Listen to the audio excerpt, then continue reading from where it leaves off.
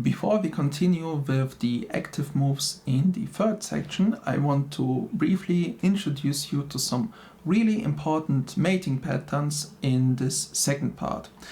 The idea is, first of all, to present you some ideas how to win a game in the middle game before the endgame starts, and secondly, to give you some examples as a motivation on when and how to calculate your own variation, when it is needed and how you should do it in your own game.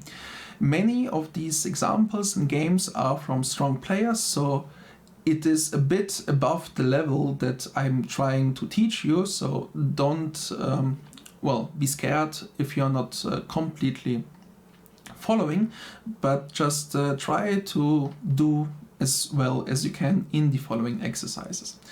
So the very first pattern that I introduce you to is the file pattern. You need two heavy pieces for it.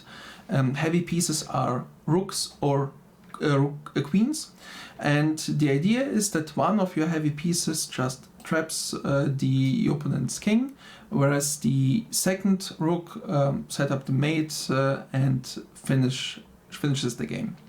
And this is all you need to understand and solve the next exercise, which is this one.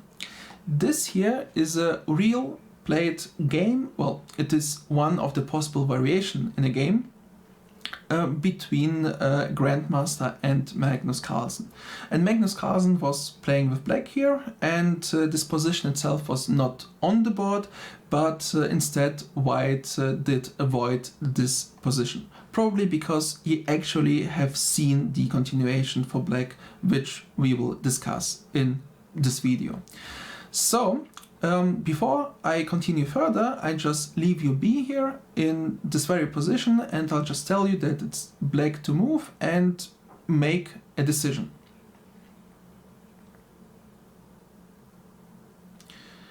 Well, first of all, if you took your time to make a decision and not just blindly played the first move that came into your mind, this is already a good result, since this is the idea of chess, that you will try to make the best decision, and for making the best decision you need to see your options and compare them. So how should you make your decision? First of all, before we think about any positional gameplay, which I will discuss in the 6th and 7th part actually, I want to explain you the active moves.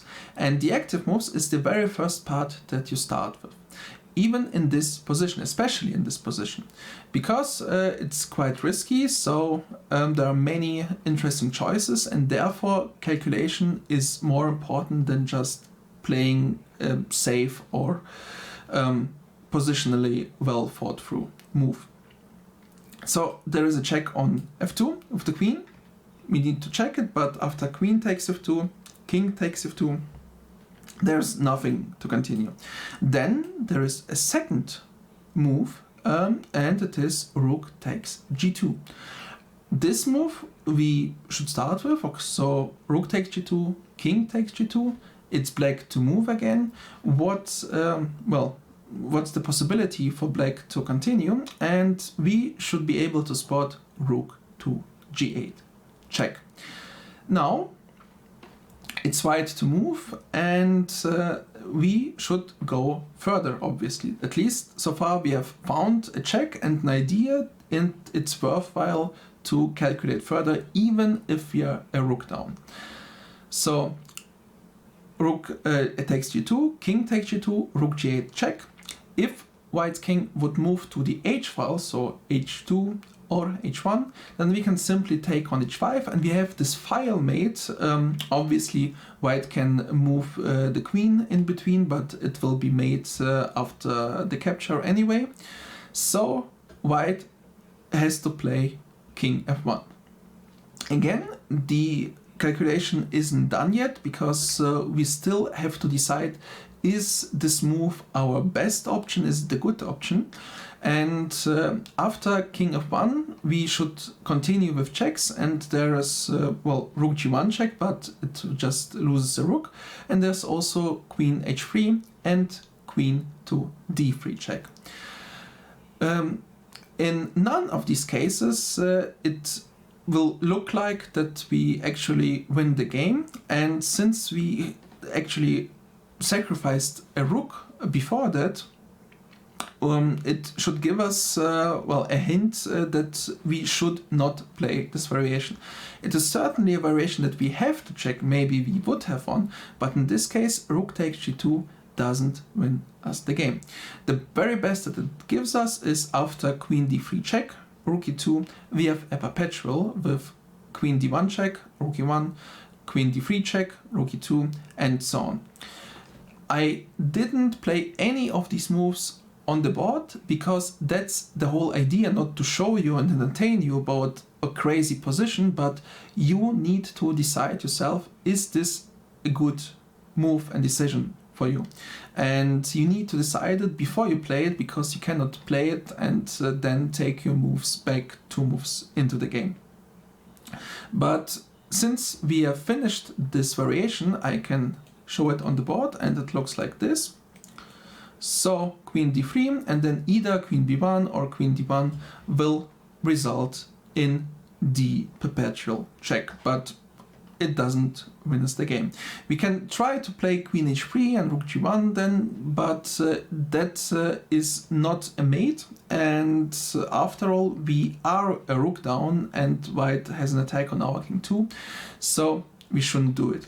In general, the whole rule is, if you sacrifice something, that you need to be 100% sure that you either get your material back or you, well, mate the king.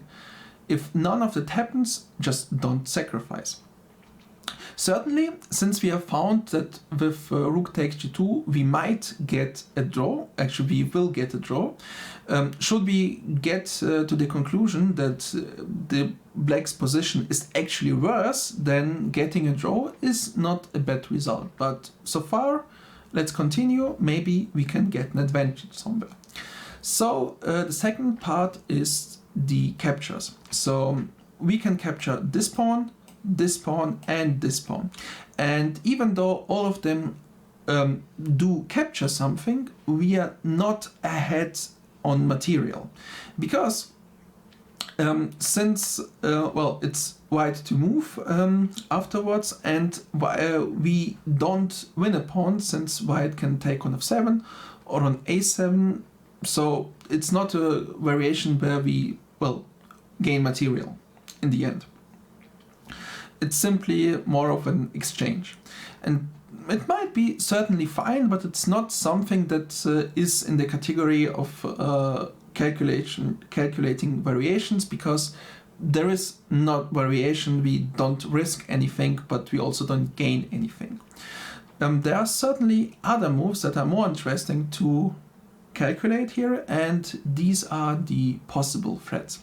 And threats are something of a subjective matter. For example, let's say if you would play queen d3 and attack the pawn on a3, it's not even an attack in this position because the queen is guarding it, but let's say it would be a threat of winning the pawn. The pawn in this position is not important because, first of all, black has other pawns that are strictly hanging, so at most you're threatening an exchange rather than winning a pawn. And secondly, the whole risk is with the king, and the threat of losing a pawn is not as important in this position. So threats are quite devious to, well, to access the right way, but we can certainly agree that threatening a mate is a huge threat, and there is an option for black to, well, threaten a mate, and it just to attack the pawn on g2, and you can do it with queen g5, queen g4, queen e3, and queen h3. If we start with the moves, you could actually hopefully see that queen g5 will just exchange the queens. and this is probably not something that black want to do. So let's move, take it back. The move queen g4 out of these three is the least dangerous one, because after g3 there's no further ideas how to continue with this position. And if by chance you have decided in the very first task, when I asked you to play queen f3, then you have actually found the very best move in this position, and huge congratulations to you. But I have a second task for you, and it is the move queen to h3. This move certainly has the same threat of mate 1, so you should check it. At the same time, it simply loses the game. Question is, why? Now, the answer. The answer is white has a check, and you should always start with active moves yourself first, so not defending automatically, but checking the checks. And if white put up a check, black has to play rook g7, and then white simply wins. Actually, queen takes d8 is even better, but just to show it briefly, you just take the rook, and then you can take the queen because the pawn isn't pinned any longer. In the end, white is a rook up, and the game is simply won. So the move queen h3 loses here, but in some other cases, it might be the case that queen h3 is more precise than queen f3, but in this case it loses, and you always need to check every single position. It's not just a general rule, but calculation is just precision and logic. It's right or wrong. There's nothing in between. So, best move is queen f3, and white continues with g3. Now it's you again, and I'll leave you a decision. Let's solve it. So the very first task in this position is you start with rook takes g3. This is the very first check that you actually, check for, obviously. If you take with the queen on f2 or on g3, it's also a move, but it doesn't give you any benefit, so we just skip it. And instead, rook takes g3 is an interesting choice. This is a rook sacrifice, so we lose material on purpose for a reason. And the reason is to open the opponent's king. And right here, it's already, at least as a backup plan, we can give a perpetual with queen f3, queen g3, and so on. So at least we are not losing the game in case we don't have a winning continuation here. But there is a winning continuation, and your goal is to find it. So let's do it. In this position, queen f3, king g1, and we bring the second rook into the attack with a check. On king h2, there's either mate with queen g2, or again queen takes h5. Both of these moves are possible and bring us the win. Here we need to consider that white has to move queen h4, but it's still the same position. So mate is a mate, and we have won the game. I will give you a second task, and this task is find a winning continuation in this position. Now, the solution.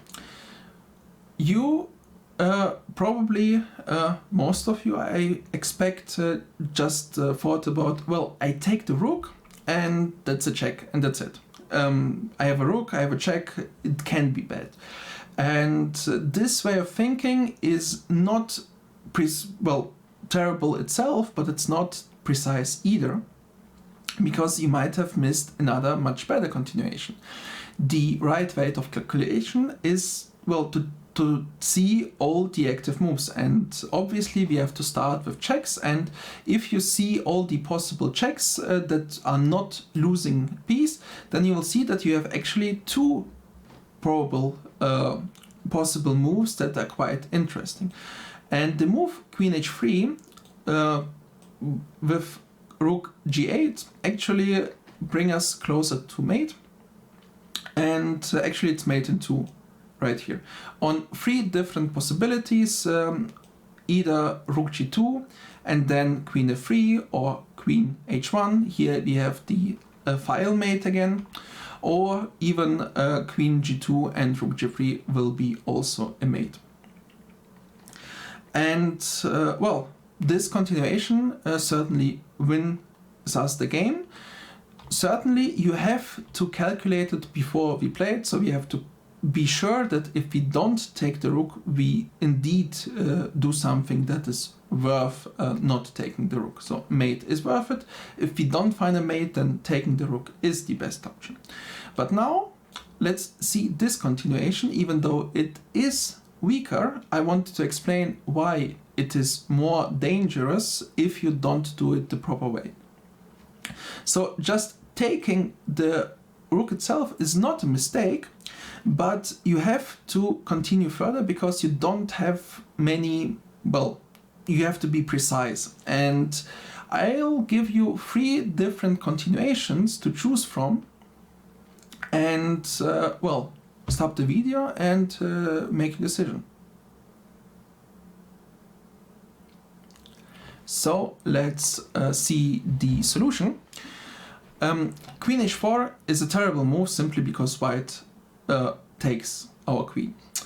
The move rook g8 is almost winning in terms of it's not a check, but white cannot defend himself from mate. For example, queen to g1 check and then queen to h1, or from g1 to g3, or queen g3 and then queen g1. There are so many possibilities, white cannot guard them all. But the issue is that white doesn't need to defend himself, he can also simply win the game by himself if we start checking the active moves, namely a check, then rook g7 and rook c8, it's mate. That's it. The best continuation for black would actually be to set up a check on f2, and only after any move of white play rook g8 here. And the main difference is that we defend the square on f6 to, well, defend us from white's mate. So it's not that the move queen takes f1 is worse or wrong, since your engine will always say that both are winning. It's more about which is easier to accomplish, and here you can, well, just simply make in a game more mistakes. You need to be precise. It's still winning, but one mistake and you suddenly lose the game. And certainly it's easier if you calculate your variations the proper way, and if you see a win, just take the win instead of doing the lazy solution. So finally, I have a last question for you. This is the last exercise, and it's white to move. So, well, what will you play? Again, as always, you need to check the active moves first. So most of you probably would have played pawn takes f5 and then continue further in the next move. This is something that is fine for, well, playing intuitively, playing for blitz if you don't have the time or anything, but again, this is not the best way of playing chess, since this move actually loses you the game. The right way of playing is to see all the, well, possible moves, and of course with the situation and all the threats that black has, for example, black threats in this one, also taking on g4. With all of these moves, white is in a really bad spot and he needs to find something, well, great, not to lose the position. But actually there is such a solution, and the idea is that you really do spot all the different possibilities of, well, giving a check. And if you see all of them, then you probably or hopefully also spot queen takes h6. Obviously, this is not a sane move, but we are not speaking about a positional gameplay. We are talking about precise, what is the idea, what's the continuation, and the whole idea is that black gets simply mated and white won the game. Everything else is losing, and with this move we win the game, so it's clear, well, think what we should prefer in this position.